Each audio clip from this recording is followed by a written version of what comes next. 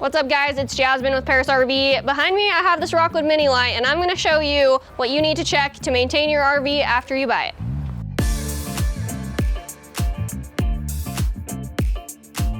First, let's start with tires. We all know someone that's had a terrible tire blowout, some mishap in the middle of nowhere. So I'm going to show you on this tire where to check the DOT number to see exactly how old this thing is so that you can keep track on changing them every couple years. So this DOT date right here, it says 3824. That means that these tires were manufactured in 2024.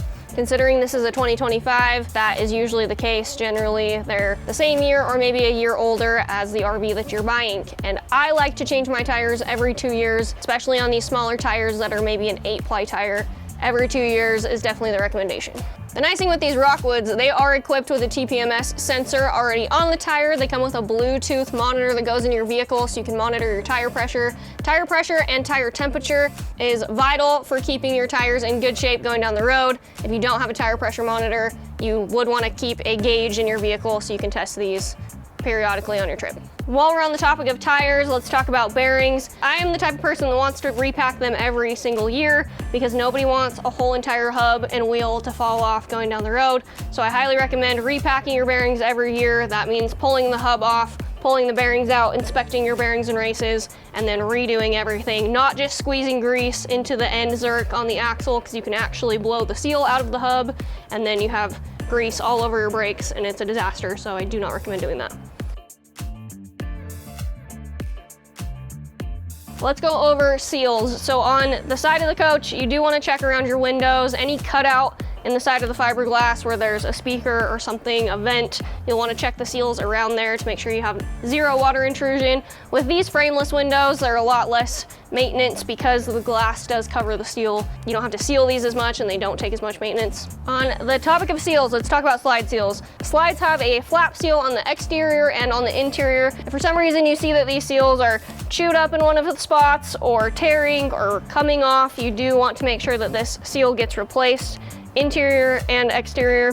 And on the seal on the exterior, you have these trim moldings that are screwed into the sidewall. I also like to check around all of the seals here because water finds its way in weird places, so you do want to look around the whole slide box. Now for the part that everyone misses, come check out this roof. There are a lot of cutouts in a roof when it comes to AC, vents, any bolts that are holding solar panels. So this is a big one that you want to check or else you will definitely have water damage. I personally have a lot of customers that talk about having water damage on past RVs, and I always ask them, well, are you checking your seals every year? No. Okay, well, there's your answer. So let's show you some of these seals and what they're supposed to look like. So around all of these components, you can see that there is a thick layer of lap sealant. There's no gaps, there's no bubbling, there's no cracks. That's exactly what you want to see. They are a little bit dirty. That's normal with time and weather. You're going to have dirty seals. That's not an issue. As long as they are covering all of the holes and there's no cracks, no issues with the seal, you're good to go.